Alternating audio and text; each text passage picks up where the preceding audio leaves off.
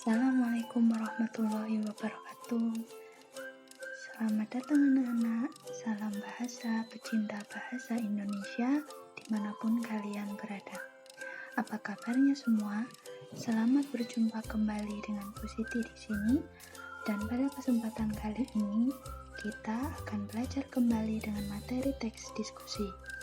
Yang akan kita bahas pada video kali ini terkait dengan pengertian, tujuan, dan ciri-ciri teks diskusi. Apakah kalian siap? Ya, mari kita bahas bersama-sama. Apa itu diskusi? Dari gambar ini, apa yang terpikirkan dari kalian mengenai kata diskusi? Nah, pasti ketika kalian sedang belajar di kelas, pernah ya melakukan kegiatan berdiskusi. Diskusi biasanya dilaksanakan ketika ada suatu organisasi, instansi, dan perkumpulan yang membahas suatu hal. Nah, di sana mendiskusikan tentang sesuatu. Sebelumnya kalian sudah mengetahui kan apa itu pengertian dari diskusi? Lalu, bagaimana dengan pengertian teks diskusi?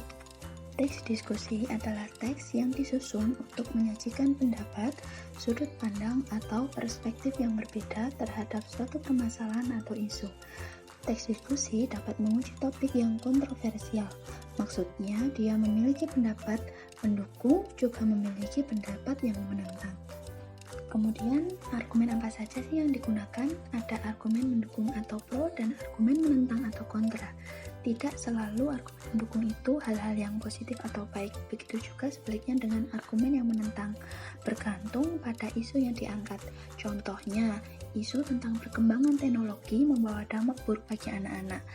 Beberapa orang yang setuju menyatakan bahwa teknologi memang membawa dampak buruk bagi anak-anak, tetapi beberapa orang lain yang tidak setuju menyatakan bahwa perkembangan teknologi itu memberi manfaat nyata bagi anak-anak. Selanjutnya, perbandingan teks diskusi dengan teks lain. Secara garis besar, teks diskusi, debat, dan eksposisi berisi tentang argumen dan digunakan untuk memengaruhi orang lain atau bersifat persuasif.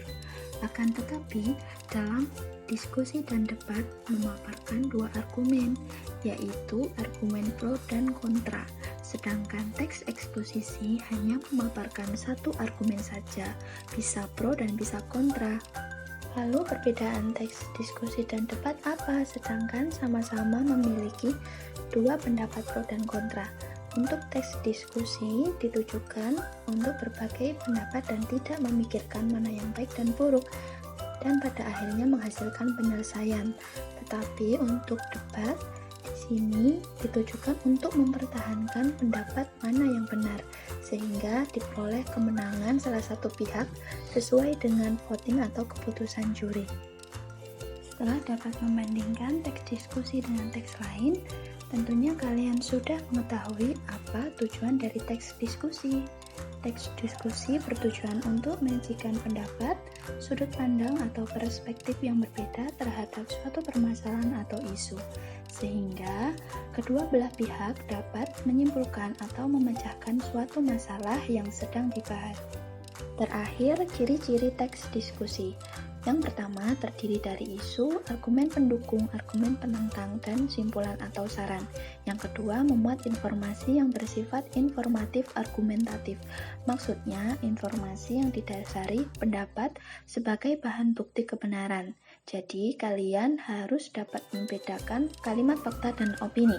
Kalimat fakta adalah kalimat yang benar-benar terjadi, bisa dibuktikan dan juga objektif. Sedangkan kalimat opini adalah kalimat yang belum tentu terjadi, masih serba kemungkinan, dan subjektif. Ada kata kuncinya loh. Kalimat opini memiliki kata kunci jika, kira-kira, andai, rupanya, kelihatan, bisa jadi, mungkin, seharusnya, dan sebaiknya. Yang ketiga, menerapkan unsur kebahasaan terutama konjungsi perbandingan dan pertentangan untuk mempertegas perbedaan argumen. Lantas, dapatkah kamu membedakan argumen pro dan argumen kontra dalam teks diskusi? Mari kita berlatih.